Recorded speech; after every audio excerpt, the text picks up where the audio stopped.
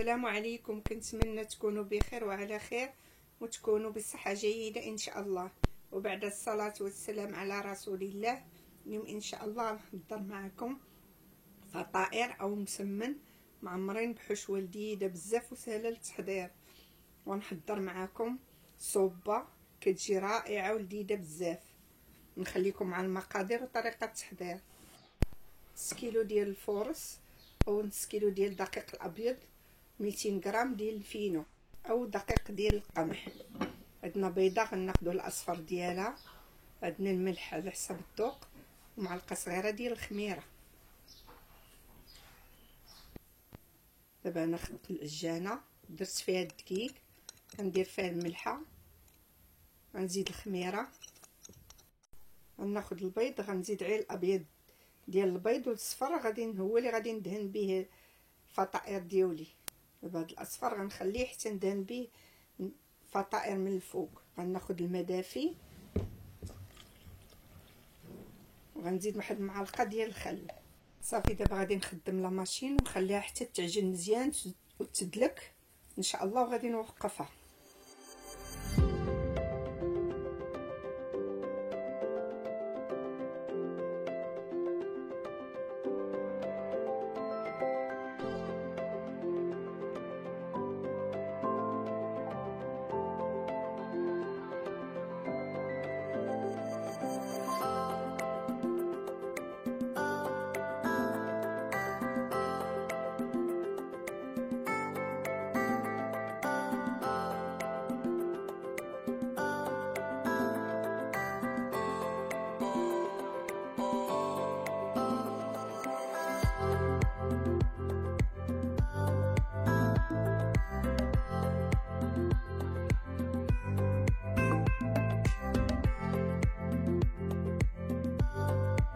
صافي العجينه ديالنا راه تلكات مزيان. شتي كيفاش كتجي، ما تخليوهاش تكون قاصحه، كتكون مطلوقه. صافي دابا غادي نحولها للصحن اخر، غندير لها شويه تاع الزيت.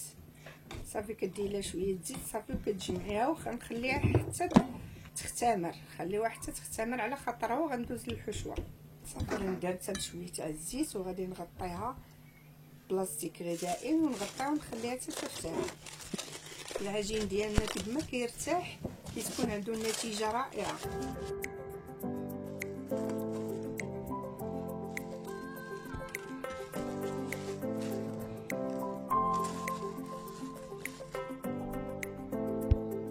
غناخذ مقله غندير فيها شويه الزيت عاديه، غناخذ البصله وغادي نشحرها مزيان.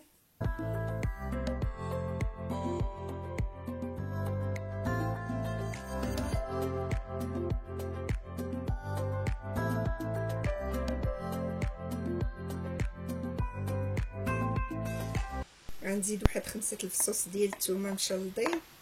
البصله راه تشحرات. دابا غادي ناخذ شويه تاع الملحه على حسب الذوق. صافي وكنزيد الفلفله اللي عندي، اي نوع ديال الفلفله عندكم كديروه.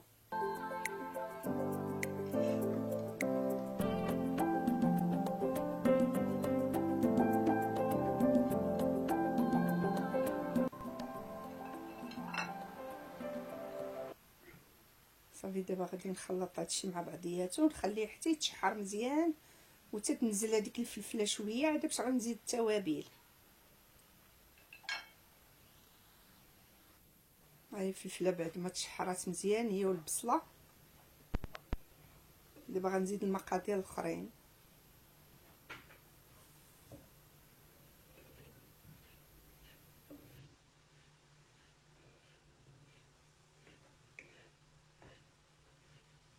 صافي دابا بعد ما تشحرات الفلفله والبصله غنزيد عندي هنا 2 قرعات خضرين حكيتهم في الحكاكه الغليظه، و2 خيزوات حتى هما محكوكين كتحكيهم في الحكاكه الغليظه. راه كيجي هذا المسمن كيجي غني بالخضر وكيجي لذيذ بزاف. صافي دابا غنزيد التوابل، غندير نص معلقه ديال البزار، نص معلقه ديال الخرقوم،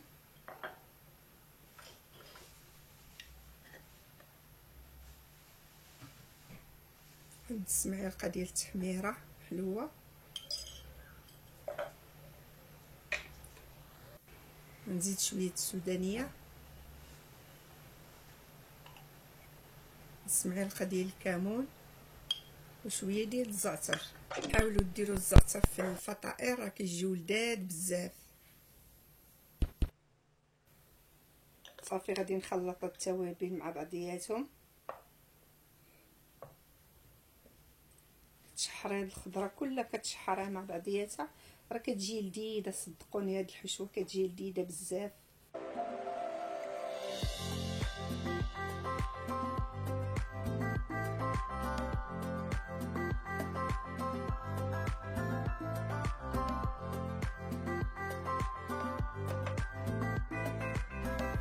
صافي بعد ما تشحر كلشي مع بعضياتو، صافي غادي نزيد دابا الكفته.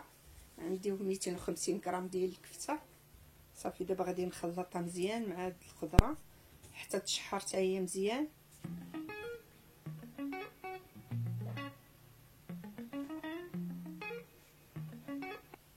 كنحاول نحل الكفته بالمعلقه، راه باقا شويه بارده في المجمد، كتحاولي تحليها.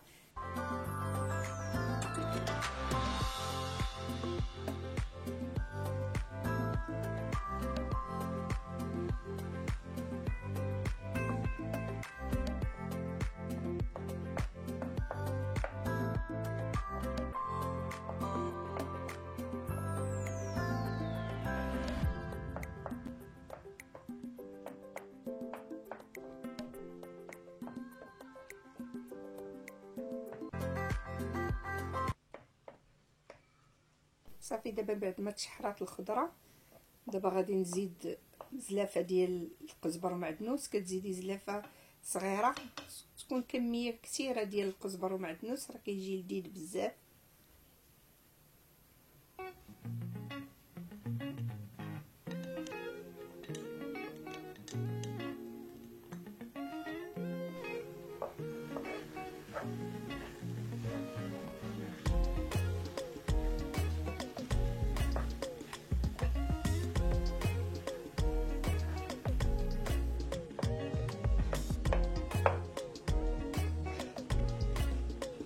صافي دابا بعد ما طاب ليا الخضر ديالي غنزيد واحد المعلقه كبيره ديال الصوجا، غنزيد شويه ديال الهريسه حاره. اللي كيبغي الحاره كيديروا، اللي ما كيبغيش ما يكتفي غير بالسودانيه اللي درنا. صافي دابا غادي نطفي البوطه وغنخلي هاد الحشوه حتى تبرد.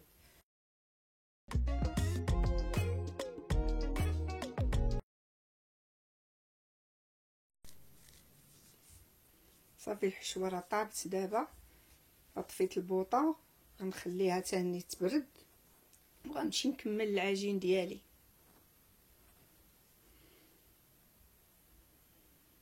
ها هي العجينه راه اختمرت مزيان وخدات الراحه ديالها. قد ما كترتاح الخميره قد ما كتجي سهله في التصويره. صافي دابا غنخويها من الهواء ديالها.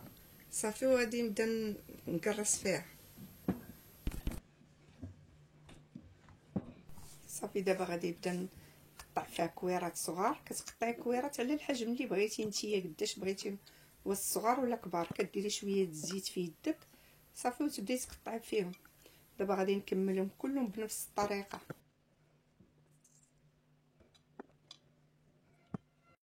صافي هي العجين بعد ما كملتها وقرصتهم كلهم، دابا غادي نغطيهم بلاستيك غذائي ونخليهم يرتاحوا. وغندوز ان شاء الله نصوب الصوبه. عندي هنا الخضره، عندي خيزو، عندي القرعه، مطيشه، بسباس، كل شيء هاد العناصر مع بعضياتهم. عندي القرعه الحمراء، عندي بطاطا، عندي اللفت. اي خضره عندكم في الدار كتستعملوها. قد ما كتنوعوا فيها الخضره قد ما كتجي لذيذه بزاف. دابا درت فيها اللفت الاصفر واللفت الابيض. ندير مطيشه، ندير شويه تاع الزيت، واحد نص كاس تاع الزيت، ندير نص معلقه ديال البزار، نص معلقه ديال الخرقوم، نص معلقه ديال السكينجبير، نص معلقه ديال التحميره حلوه اللي قامه كديرها على حساب الخضره اللي عندك. غنزيد واحد البصله، اللي عنده البورو يديرو، انا ما تصابش عندي البورو، درت غير البصله عاديه. تاخدي واحد البصله صغيره وكتقطعيها. وغنزيد هنايا البسباس،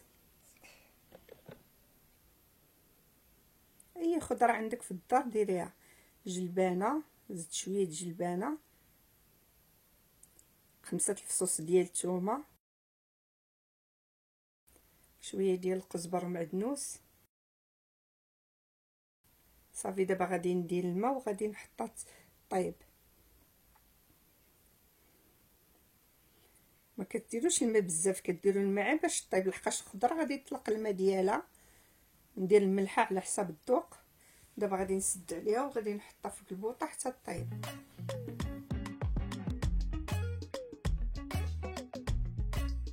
صافي دابا غادي نحطها فوق البوطه وغندوز نصوب المسمن ديالي او الفطائر.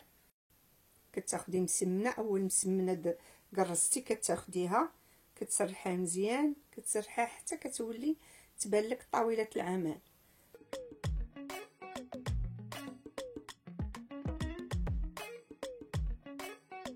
في دابا غادي نجيب الحشوه راه بردات. كتاخدي شويه من الحشوه وكديريها في وسط العجين.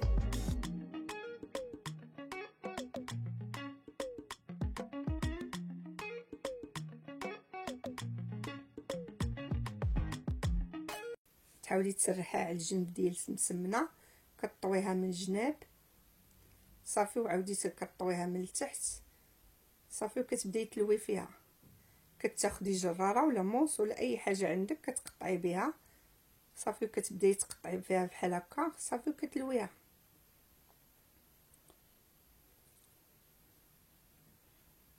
شوفي كيفاش كتجي بحال هكا بنفس الطريقه. ان شاء الله غنعاود معكم وحده اخرى.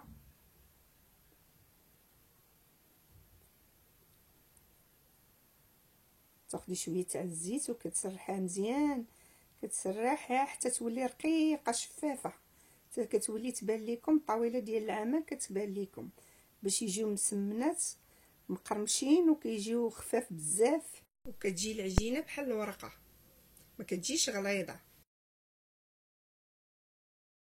صافي دابا غناخد شويه الحشوه غنديرها ثاني في الجنب ديال المسمنه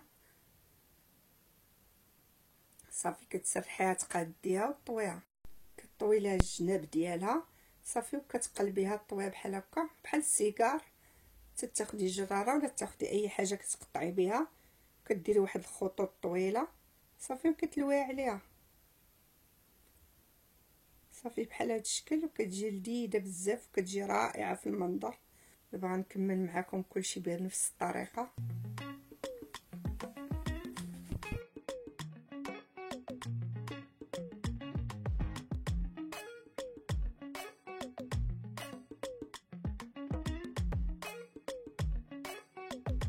صافي دابا بعد ما كملتم غتاخدي شويه اصفر بيضه وشويه ديال نيسكافي، كتخلطيه مزيان حتى كذوب نيسكافي. هما الفطائر بعد ما كملتهم. دابا غناخد البيض وغنبدا ندهنو.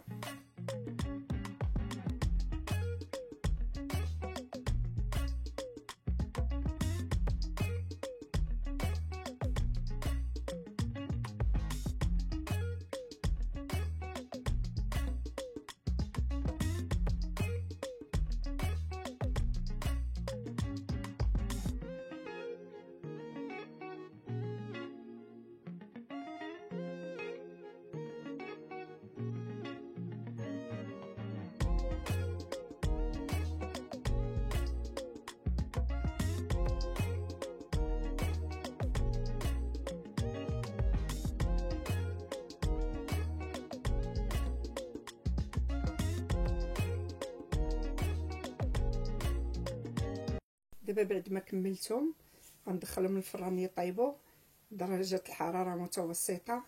الفران راه شعلته راه كيسخن، ملي يسخن ان شاء الله غادي ندخل الفطائر يطيبوا.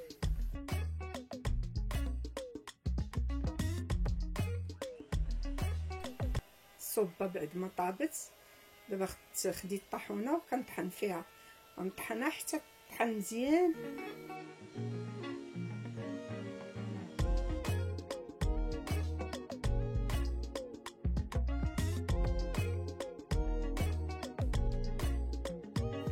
صافي دابا بعد ما كملتها طحنتها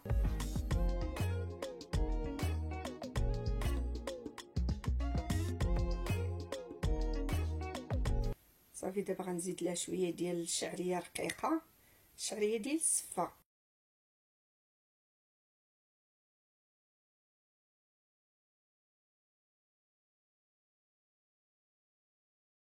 ملي كديري الشعريه كتخلطيها باش تبقى تجي محلوله، ما تلصقش مع بعضياتها. دابا هنا زدت الكفته، انا عندي الكفته شويه كانت في المجمد، نحاول نحلها بيديا. الا ما عندكمش اكتفيو غير بالصبه عاديه. انا تصبت عندي هاد شويه الكفته شاطت ليا من المسمن، حاولت نديرها فيها. دابا غادي نردها طيب، صافي ترجع طيب ثاني، ترجع طيب ديك الشعريه كفته.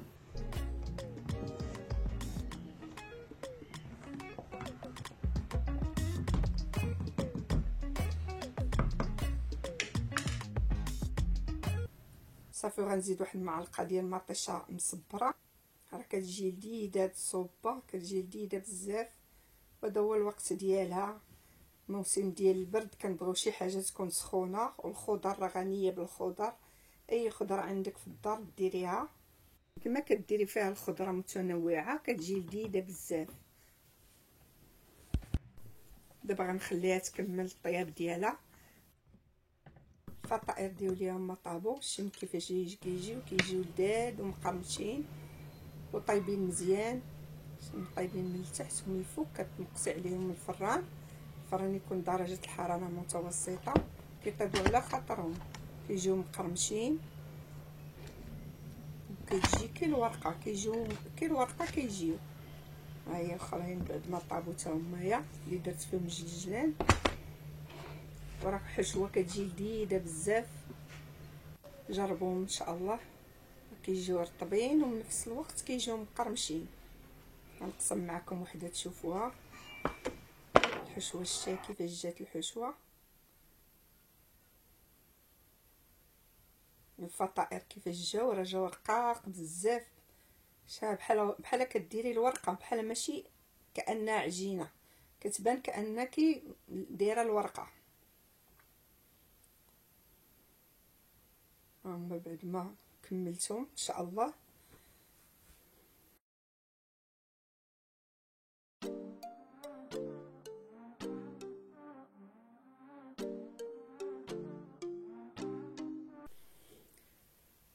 هي الوصفه ديالنا بعد ما طابت. الصوبه حتى هي راه طابت، كتجي لذيذه بزاف وسهله للتحضير. وكنتمنىكم تجربوها، اكيد الا جربتوها بارطاجيوها مع الاهل والاصدقاء والاحباب. وكنشكركم بزاف، وكنشكر كل وحده عطات من وقتها وكتبت لي تعليق زوين. تشجيعاتكم الله يحفظكم ولا يخطيكم ليا، كنشكركم بزاف بزاف. الصوبه راه جات لذيذه، نزينها بشويه ديال قزبر ومعدنوس.